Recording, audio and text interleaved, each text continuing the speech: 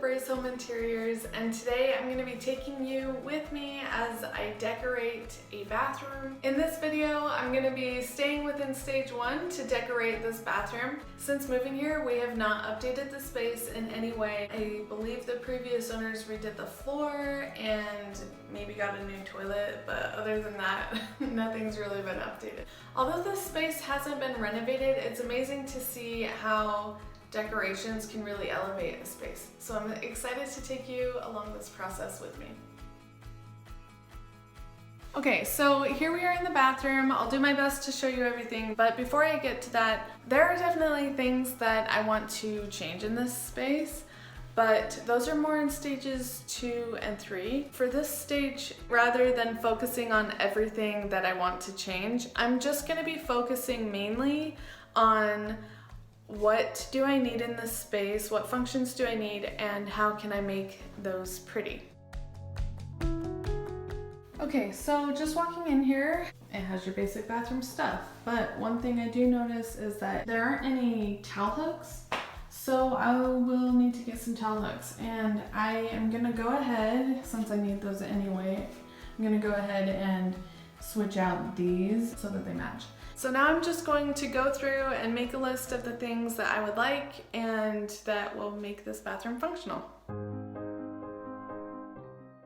So as you can see, I've got towel rack, towel storage, possibly a basket, a bath mat, toilet paper storage, feminine hygiene storage. And then over on my wants side, I've got possibly some art, a new mirror, new towels, and other small decor, trash can, and then a matching towel rack and toilet paper holder. So if your space does not have kind of this obvious natural focal point, then you need to create a focal point. A good way to do that is to close the door, and then when you open it up, kind of that first major wall or first place that your eye kind of goes is a great place to create a focal point. So here we go. Just gonna open the door, and I feel like my eye kind of goes over here, but the shower door opens up against this wall, so I will be creating a focal point on that wall. I don't want to fill up every single space with stuff. It gets overwhelming and it kind of takes away from leading your eye to a destination, if that makes sense. Also, we need to talk about balance. There is a lot of stuff going on here. Everything's over here. It's also heavy, like it's dark, it's heavy in weight. We need to balance out the room. So we're gonna do something on this wall. This wall is going to be empty. We do have the shower here, which does fill up space.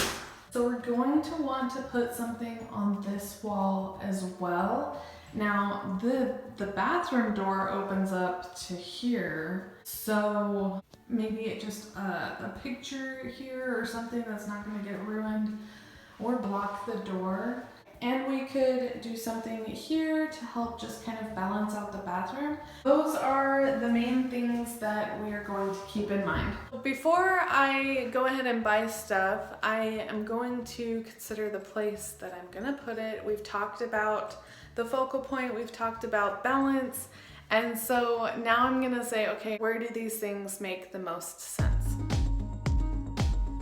Let's talk about the towel rack first. We know we need that. We know it needs to be by the shower. Let's figure out where it makes the most sense to put it. The shower door opens this way. Here is a possibility, and here is a possibility. Okay, so let's try this out. So just standing here, I know that I'm gonna have to step out and reach over to grab a towel here. Whereas if the towels are here, I can literally just reach around and grab it. Okay, so now that we know that we're gonna hang the towel here, that actually really helps balance out this space across from the sink and toilet. If there's a towel hanging there, it's going to obviously be long and something big. So I think that that will be perfect. And then a picture behind this door. So now we can just find some basic decorations for the back wall. All right, now that we've chosen our focal point, talked about balance and where to put items, now we can create a mood board. I like to use my list of needs and wants as a reference point while looking for items to use in my mood board and to potentially buy. Anytime I create a mood board, I like to start by naming the vibe or style that I'm going for. In this case, Mediterranean modern. Under that, I have a list of the aspects that I want highlighted within that vibe. So lighter woods, neutrals, black accents, brass or gold accents, organics, and I definitely want to bring in some texture. Now that I have all my reference points written down, I have a solid foundation to start finding items for my mood board. This can be quite the process sometimes, and I have already chosen the items for this mood board to save time. But I'm just going to explain why I chose each piece. I love this neutral rug that has the simple black accents. I think that it will contrast very well with the floor and add some balance to that side of the bathroom. I chose this brassy gold trash bin because I wanted to be careful how much black I add to this bathroom. Also, it will be right next to the vanity, which is already dark and heavy. I thought a black one would just kind of get lost next to the darker vanity and be boring. I think a lighter wood bin or trash basket could potentially look nice too. I needed some towel storage and thought that adding a woven basket would really highlight the Mediterranean side of the vibe that I'm going for. I chose white towels because they just look very simple, clean, and fresh. Also, I can throw them in the wash with some bleach and keep them looking that way for a good amount of time. This mirror, guys, I love it. The arch adds to the Mediterranean vibe, while the clean, simple lines add more to the modern vibe. The gold ties into the trash bin and has a beautiful contrast with the black accents that I will be putting in. I want a larger mirror where even my kids can see their faces. I feel like the black mirror that is currently there is just too small and the frame is too dark and heavy. This mirror will definitely light things up and make the room feel just a tad larger. Okay, for the towel rack, toilet paper holder, and hand towel rack, I found this matching set that I will be using. I have some fun ideas for them that may be a little outside the box, so hang tight. I love the matte black and straight lines. While the racks are very modern, I got these S-hooks that will soften things up and add a Mediterranean feel to the racks. I'm so excited to try these out, and I think they will add an unexpected design element to the space. Just a side note, as I'm putting my mood boards together, I always have a source page. This allows me to quickly access the items I've referenced to, whether it's to buy the piece I chose or to compare the price with another similar item. Okay, now that I've got my mood board put together, I'm going to set a budget. I put the budget after the mood board because I naturally will have a better, more realistic idea of what those items or similar items will cost. Then I can save up for the purchases. And just remember, you don't have to buy everything brand new or for full price. Look for sales, go thrifting, and have fun. This is where the mood board will come in handy. I can quickly pull it up as a reference when at a thrift store or looking on a marketplace to see if the item fits in the vibe with everything else going on in the room. So I've got a little budget sheet here. I've got my set budget, and I made that price based on about how much I think everything's going to cost. Then I've got all my items listed out. Next, I've got my goal price per item. Goal price meaning the most I'm gonna spend on each item. I chose to round to the nearest 25 for this project. Then I've got what the final price per item actually was. This just helps me to see the numbers and to stay on budget. Last, I've got the total cost of everything put together. As you can see, it's a whopping $100 less than my initial estimate. This is partially because I rounded up for my estimates, but I also bought items on sale, found a few thrifted items, and already had decor pieces of my own, including some DIYs. This left plenty of room in the budget to get those items that were unfortunately not on sale and ended up having change to spare. This isn't always the case, but you can see how much money you can save, but still have a well-designed space if you are patient and somewhat frugal. Now all we have to do is put it all together.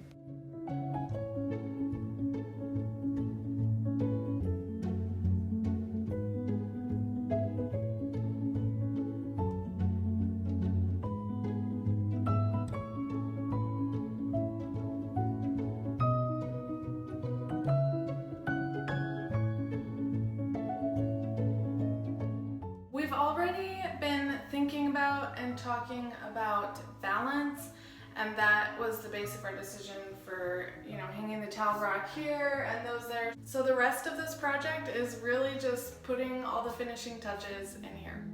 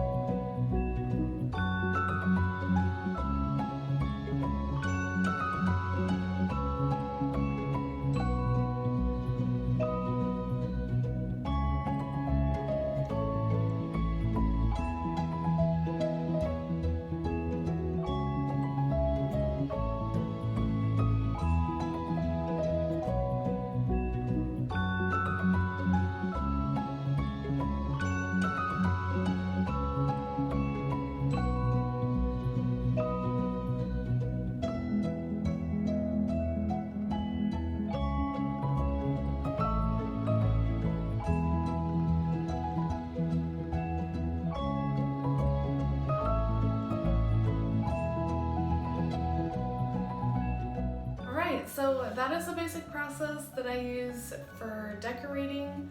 I love how we can just use decorations and really achieve the vibe or style that we're going for. We didn't do any renovations in here, yet it still feels really beautiful and it came together really nicely. So don't underestimate the impact that decorations can bring into a space. So some key takeaways from this video are to think about what you need in the room for it to function properly. Think about your focal point and the balance of the space. You definitely plan on a mood board, but plan a budget and shop around to make sure that you're planning a realistic budget. And then to find those functional items in the style or vibe that you're going for. I hope you enjoyed this video. It really is a fun process. If you're someone that is trying to do a project in stage 1 or just decorating, that this was helpful for you. Thanks for watching, and remember, I'm rooting for you.